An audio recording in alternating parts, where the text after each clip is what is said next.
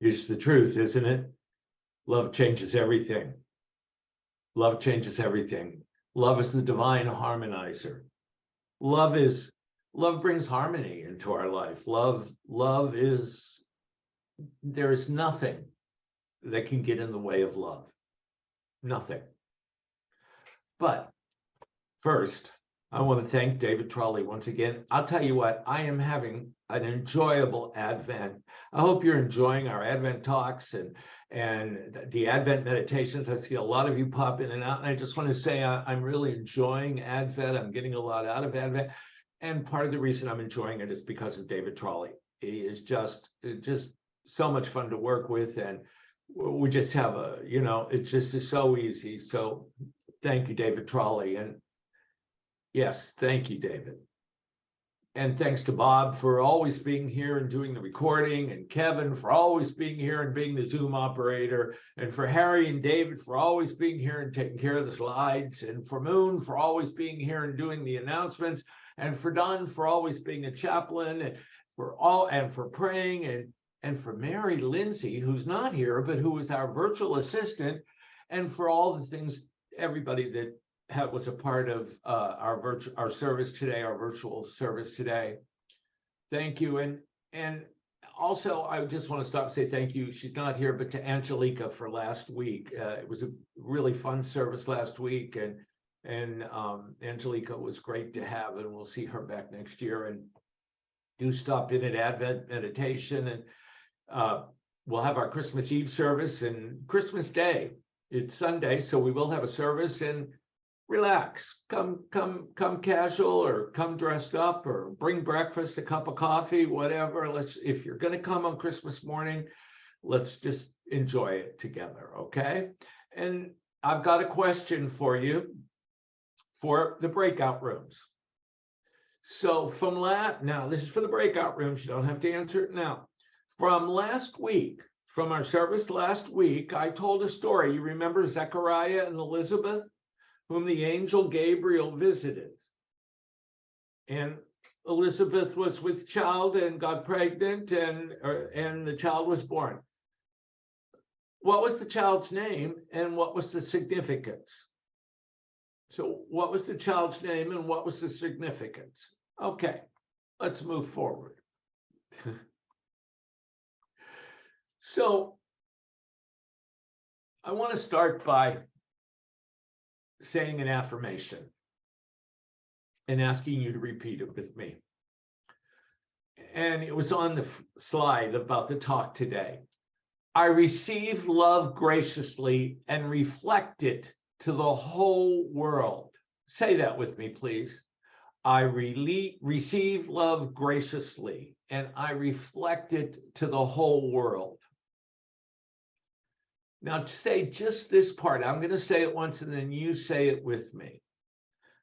I receive love graciously. Repeat that with me, please. I receive love graciously. Do you receive love graciously? It's so much easier when we talk about love to say, well, I give love, I give love, I give love. But do you receive love? Are you open to receiving? I mean, you know, how many of us, when somebody gives us a gift or hand, say, oh, no, oh, you shouldn't have, you know, instead of saying, well, thank you. You know, my motto at Christmas is it's just as good to receive as it is to give. It's a spiritual law. And so when we start to talk about love, I want to talk to you first about receiving. For love flows. It is not stagnant. It is received and given. Love flows. It's a constant. It's a universal law. We can put up a stop. Love is strong, but we can put up obstacles and love will still try to beat it down. But in this human experience, you know, we like to suffer a bit. We put up obstacles to stop allowing that love to come in. And not receiving and not giving obstructs your flow of love. Not receiving and not giving. You have to receive it. You have to be open to receive it before you can give it. It fills in that flow.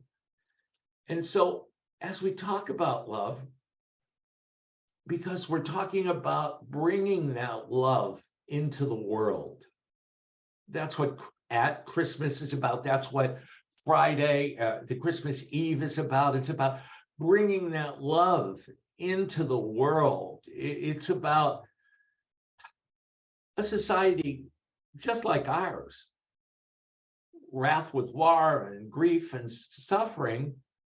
And the prophet said, a Messiah will come, and unto you will be born a Prince of Peace.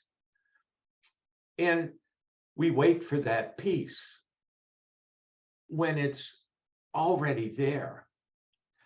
And so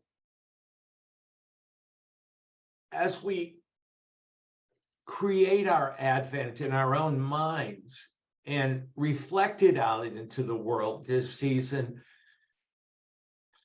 we have to be willing to receive as well as give.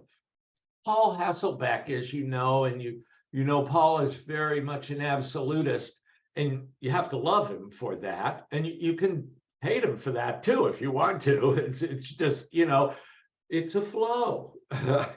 And he writes the absolute word, which is his version of the daily word, with permission of the daily word. And he writes this for today, the Sunday, December 11th, the absolute word: love. I consciously radiate love. He says this: love is both a noun and a verb. More than just a feeling, it is one of the highest intentions I can hold and one of the most sacred actions I can take. Love is also one of the principles that principle God, the universe, is. So love is also one of the principles that principle is. Using the principle of love, I send love from the center of my heart to the farthest reaches of Earth's existence. On this third Sunday of Advent, love is also a call to action, an invitation to perceive the world from the awareness of my divinity and live the love I am. I stay grounded in the awareness that I am 100% divine and 100% human. I consciously send forth as kindness. I consciously send love forth as kindness, gentleness, and compassion. I radiate love using kind words and actions. My loving impulses reach far and wide, spreading light and joy. I could end right there. Yes. And I love where he says, I consciously send forth love as kindness, gentleness, and compassion. I radiate love using kind words and actions. Just think about that.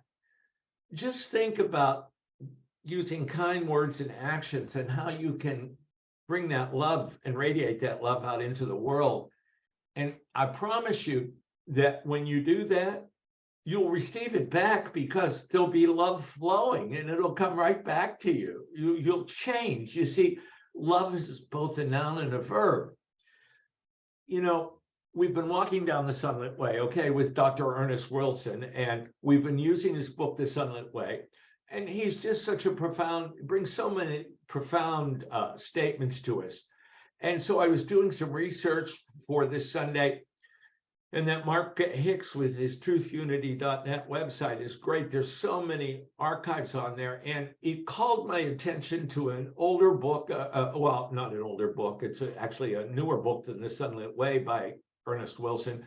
And some of you probably have heard of it or studied it. It's called Keep a True Lent. Keep a True Lent. And it's a little too provincial Christian for me. You have to be able to pull that out of it if it to pull, it's truth, but you have to be willing to put up with some verbal, well, anyway, I won't go on about that, but he talks about love in How to Keep a True Lent. And I want to share with you some things that Ernest Wilson says about love. And it's the truth. And talk about it just a little bit. And before I was saying that, we put up the obstacles, right? In this human experience, love is divine. And so we're putting up obstacles. And so Ernest says this: divine love is the force that dissolves all the opposers of true thought and thus smooths out every obstacle that presents itself. I'll say it one more time. Divine love is the force that dissolves all the opposites of true thought and thus smooths out every obstacle that presents itself. When love ascends the throne and takes complete possession of our life, its rule is just and righteous. Even destructive faculties such as resistance, opposition, obstinacy, anger, jealousy are harmonized through love. Now, that's true. That's true. It happens. I know that's happened in your own human experience where you've been resisting something or in opposition to something, or I love the word obstinacy. I mean, anybody been obstinate lately? Anybody been obstinate in letting go? I'll put up my hand first. Anger. Love cure anger. Oh, thank you. Thank you. And jealousy? You can almost feel it. When I say the word and you let the love into the word, you can feel it, the power of power and the power of love together. The spoken word and the power of love, the divine harmonizer, are powerful. They're harmonized through love. Perfect love, divine love, cast out all fear, says Ernest.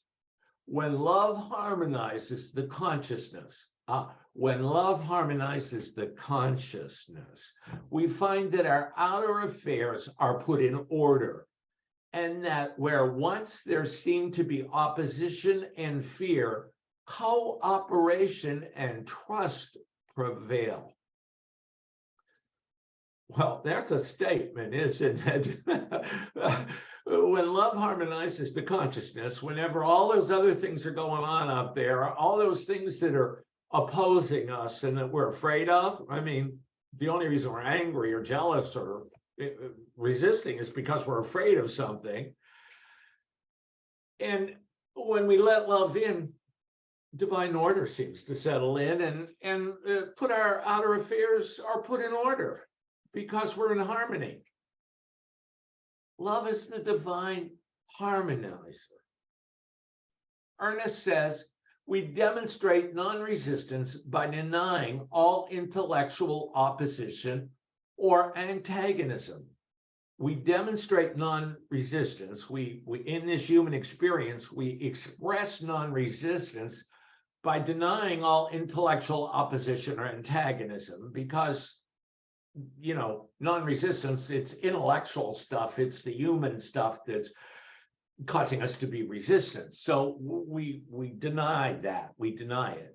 And when the substance of divine love, when we affirm the substance of divine love is poured out upon all alien thoughts, we are not bothered by them anymore.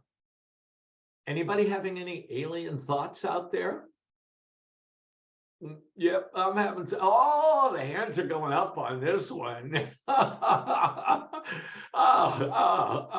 when I pour divine love into them, I'm not bothered by them anymore. It's true. It's true. We know it is. And what does this lead to? This leads to joy. Isn't that funny that we're going to talk about that next week? Not Mrs. Duffy. We're not going to talk about Mrs. Duffy. We talked about her before the service started. but we're going to talk about joy.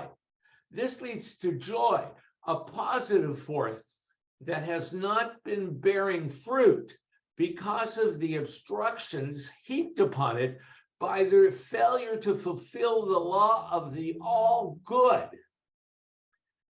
That was a full mouthful there. This leads to joy. Joy. When you let love in, you feel joyful.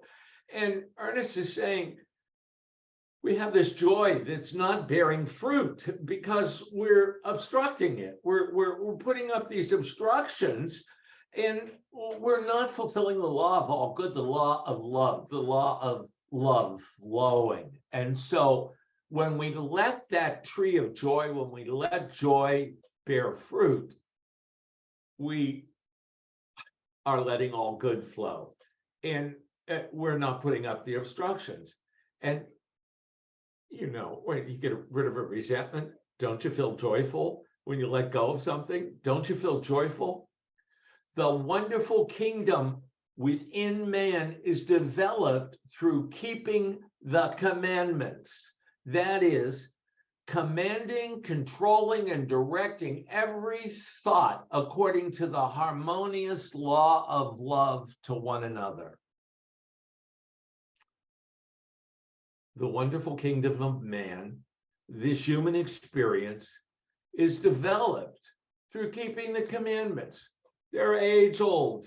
They're love your God and no other God. Love your neighbors. Love yourself. By controlling, by stopping our thoughts and that are obstructing us, that are stopping us from going forward, and allowing love to flow through them. When we interact not only with ourselves, but with one another. Ernest Wilson also says that many persons wonder why they do not develop divine love more quickly. Ever wondered why you don't develop divine love more quickly? Well, I like Ernest because his next sentence is, here's the reason. So here's the reason, and it's true. Excuse me. They make a wall of separation between the religious and the secular, between the good and the bad. We do that. We put up a wall. We separate good and bad out. It's not just what happened in that moment. It's either good or bad. And divine love sees no distinction among persons. It is principle, and it feels its own perfection everywhere. Ernest says it feels the same in the heart of the sinner as it does in the heart of the saint. Love feels the same, whether it is the same, it doesn't change, whether we're expressing ourselves using right thinking or error thought. Love is still there, consistent, always there. The very next moment, we can change. We can bring love in if we need to.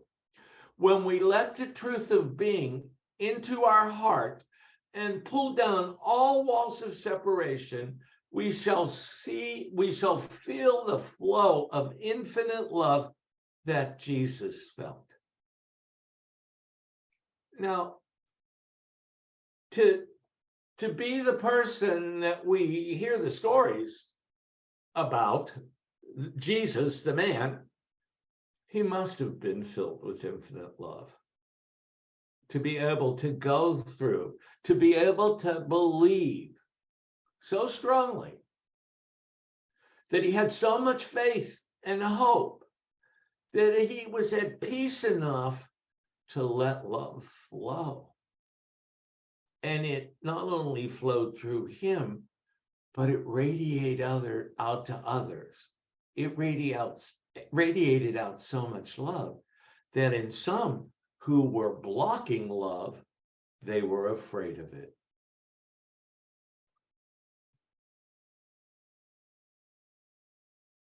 And then to close, Ernest tells us this. When we even faintly realize the love of God, we begin to love our fellow men. I have a hard time saying this next line. But I'm gonna say it, and then I'm gonna repeat it a different way. There is a fervent love among Christians that is not found among any other group. And so I would say that there is a fervent love among those in this human experience that allow love in, and a hope for all those who are blocking it. Love is a divine ordinance, and those who let the love of God pour itself out in charity do truly cover and forgive a multitude of sins, not only in themselves, but in others. We forgive our error thought, and we forgive the error thought of others. Love pours its balm over every wound, and the substance of its sympathy infuses hope and faith to the discouraged heart. Divine love has a balm for every ill. Divine love is a balm for every ill. Do you have an ill that needs healing? Do you have an ill that needs a divine balm? A resentment, some anger with a person, with a country, with a family member, with a friend, with a minister. Just this Advent, as we move through this practice, I want to invite you to try love. Allow yourself to receive it and allow yourself to give it. The more love we can circulate, the more love there is. I love you. Have a happy holiday. Thanks for being here today. Blessings.